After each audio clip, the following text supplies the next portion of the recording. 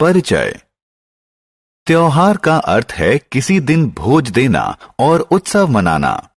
जब हम बच्चे थे तब हमारे दिमाग में त्योहार का नाम सुनते ही छुट्टी और मिठाई का ख्याल आता था, जो कि खूब मनोरंजक होता था।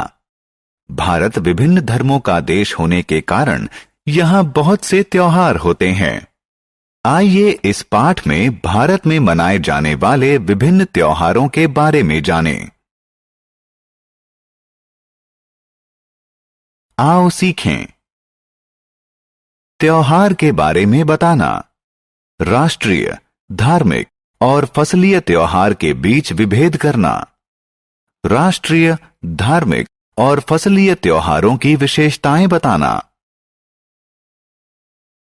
त्योहार। त्योहार उत्सव मनाने का अवसर होते हैं।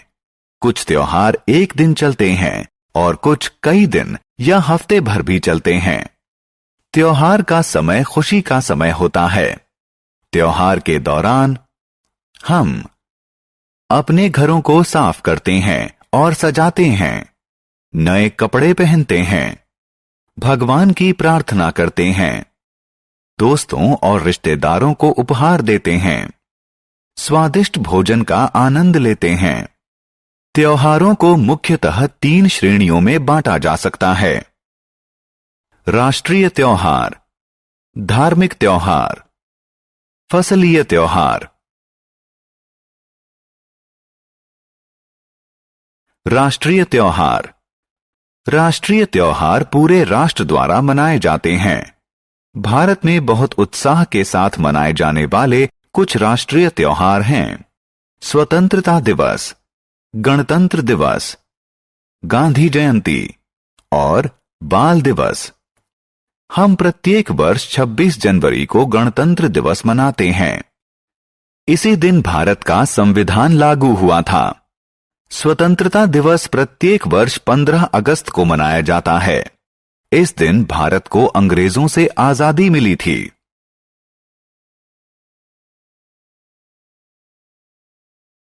गांधी जयंती। हम प्रत्येक वर्ष 2 अक्टूबर को गांधी जयंती मनाते हैं। इस दिन हमारे देश के राष्ट्रपिता महात्मा गांधी का जन्म दिवस होता है, जिन्होंने भारत को अंग्रेजों से आजादी दिलाने में महत्वपूर्ण भूमिका निभाई थी।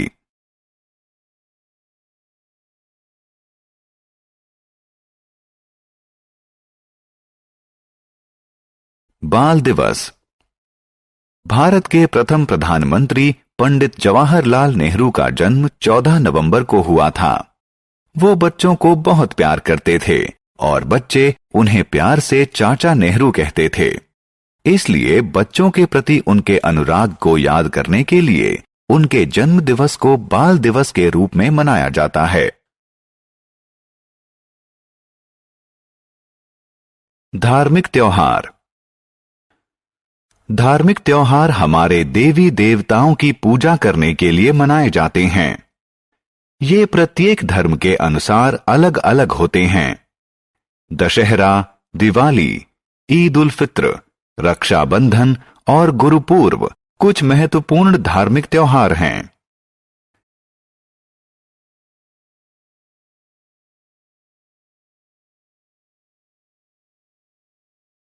रक्षाबंधन।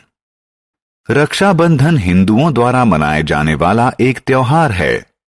इस दिन बहनें भाइयों की कलाई पर राखी बांधती हैं और उनकी समृद्धि और सुख के लिए प्रार्थना करती हैं। भाई अपनी बहनों को सभी बुराइयों से बचाने का वचन देते हैं।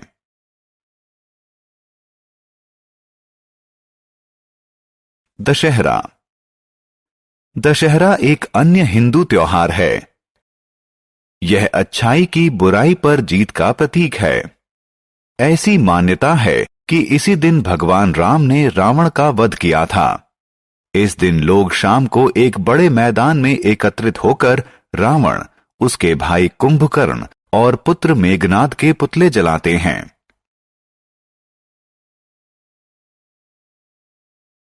दिवाली।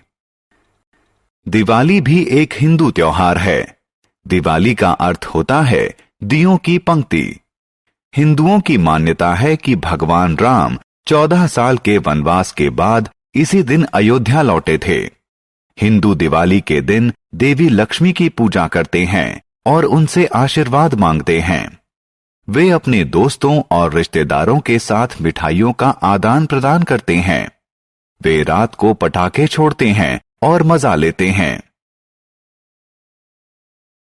ईद उल फित्र। ईद उल फित्र एक मुस्लिम त्योहार है। इस दिन मुस्लिम मस्जिद में प्रार्थना करते हैं और अपने दोस्तों को अपने घर खुशियां मनाने के लिए बुलाते हैं।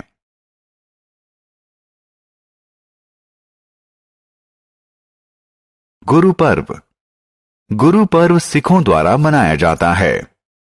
इस दिन सिख गुरुद्वारा जाते हैं, प्रार्थना करते हैं, कार सेवा करते हैं और गरीबों के लिए लंगर का आयोजन करते हैं। फसलीय त्योहार। आइए अब फसलीय त्योहारों की तरफ ध्यान दें। भारत के विभिन्न भागों में फसल की कटाई के समय फसलीय त्योहार मनाए जाते हैं। ओणम, पोंगल और लोहड़ी कुछ प्रसिद्ध फसलीय त्योहार हैं। ओणम केरला का फसलीय त्योहार है। इस त्योहार के दौरान घर पर पकवान बनाए जाते हैं, खेल खेले जाते हैं और सरपीली नौका दौड़ में भाग लिया जाता है। पोंगल तमिलनाडु का फसलीय त्योहार है। इस त्योहार के दौरान लोग अपने घरों को सजाते हैं और प्रचुर मात्रा में फसल होने के लिए सूर्य भगवान की पूजा करते हैं। लोहड़ी पंजाब का फसलीय त्योहार है। इस दिन अलाव जलाते हैं और अग्नि देवता को धन्यवाद स्वरूप नई फसल की भेंट चढ़ाते हैं। हमने क्या चर्चा की? त्योहार उत्सव मनाने का अवसर होता है। राष्ट्रीय त्योहार पूरे देश द्वारा मनाए जाते हैं। स्वतंत्रता दिवस, गणतंत्र दिवस, गांधी जयंती और बाल दिवस कुछ राष्ट्रीय त्योहार हैं। धार्मिक त्योहार विभिन्न धर्मों के लोगों द्वारा मनाया जाता है। रक्षाबंधन, दशहरा, दिवाली, ईद उल फित्र और गुरुपूरब कुछ धार्मिक त्योहार हैं। फसलीय त्योहार भारत के विभिन्न भागों में फसल की कटाई के वक्त मनाए जाते हैं। ओणम, पोंगल और लोहड़ी कुछ फसलीय त्योहार हैं।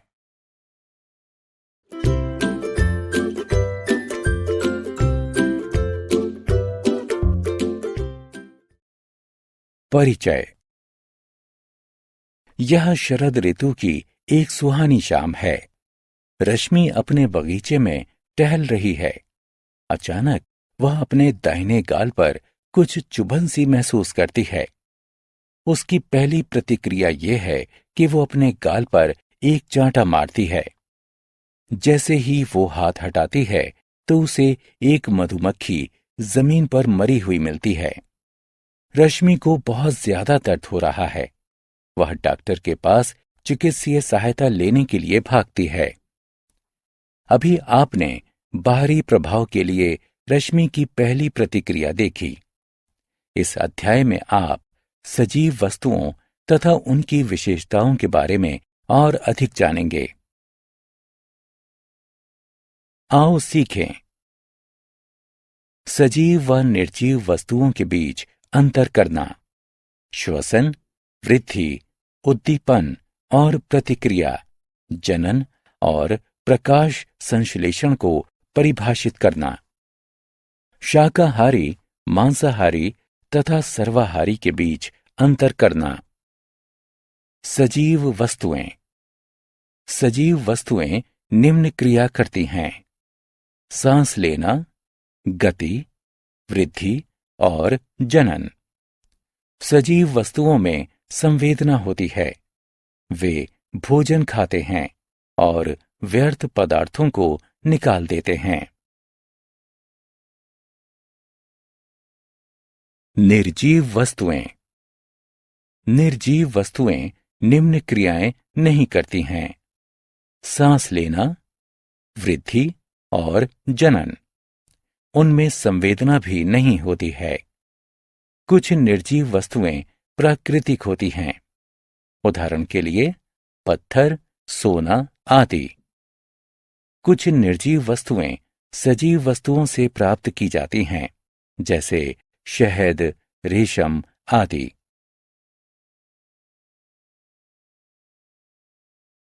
सांस लेना।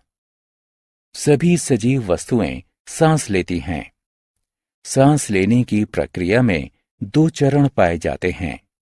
ऑक्सीजन युक्त वायु को शरीर में ग्रहण करना अंतःश्वसन कहलाता है।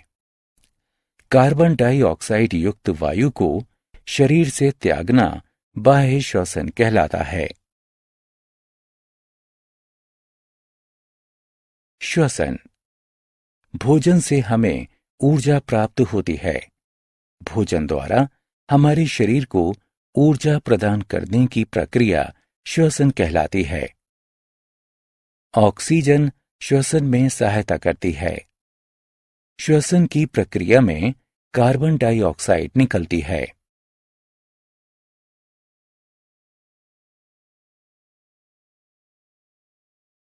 वृद्धि। समय के साथ साथ सभी सजीव वस्तुएं बढ़ती हैं। कुछ सजीव वस्तुएं समय के साथ तेजी से तथा ज्यादा बढ़ती हैं। उदाहरण के लिए घोड़े, मनुष्य आदि। कुछ सजीव वस्तुएं समय के साथ अपनी अवस्था परिवर्तित कर लेती हैं। उदाहरण के लिए तितली इत्यादि। उद्दीपन, प्रतिक्रिया। सभी सजीव वस्तुएं अपने आसपास के बदलाव को महसूस करती हैं। कोई भी बाहरी प्रभाव जिसके कारण एक सजीव वस्तु प्रतिक्रिया करती है, उद्दीपन कहलाता है। एक बाहरी प्रभाव के लिए एक सजीव वस्तु द्वारा की गई प्रतिक्रिया को अनुक्रिया कहते हैं। उदाहरण के लिए, जब आप गलती से एक गर्म तवा छू लेते हैं, तो तुरंत आप अपना हाथ हटा लेते हैं। गर्म तवे से निकलने वाली ऊष्मा एक उद्दीपन है। गर्म तवे से हाथ हटाने का कार्य एक प्रतिक्रिया है। गति। सजीव वस्तुएं गति दर्शाती हैं। पक्षी हवा में उड़ते हैं, मछलियां पानी में तैरती हैं और जंतु दौड़ते हैं। पौधे इसका एक अपवाद हैं। यद्यपि वे सजीव हैं, किंतु वे एक स्थान से दूसरे स्थान पर गति नहीं कर सकते हैं। दूसरी तरफ निर्जीव वस्तुएं स्वयं कोई गति नहीं दर्शाती हैं। जनन। सभी सजीव बच्चे पैदा कर सकते हैं। यह प्रजनन कहलाता है। जनन द्वारा सजीव वस्तुएं अपनी संख्या बढ़ाती हैं। प्रकाश संश्लेषण। एक प्रक्रिया के माध्यम से पौधे अपना भोजन पत्तियों द्वारा बनाते हैं, जो कि प्रकाश संश्लेषण कहलाती है। सूर्य के प्रकाश में पौधों की पत्तियां वायु से कार्बन डाइऑक्साइड तथा जड़ों से पानी लेकर उसे भोजन में बदल देती हैं। प्रकाश संश्लेषण के दौरान ऑक्सीजन निकलती है। भोजन के स्रोत। कुछ जंतु अपना भोजन पेड़ पौधों से प्राप्त करते हैं। वे शाकाहारी कहलाते हैं। गाय और हाथी शाकाहारी के उदाहरण हैं। कुछ जंतु जीवित रहने के लिए अन्य जंतुओं को मारते और उन्हें खाते हैं। वे मांसाहारी कहलाते हैं।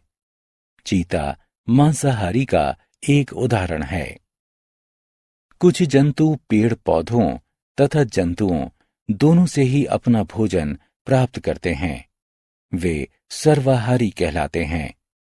भालू और मनुष्य सर्वाहारी के उदाहरण हैं। हमने क्या चर्चा की? सजीव वस्तुएं सांस लेती हैं तथा गति, विकास एवं जनन करती हैं।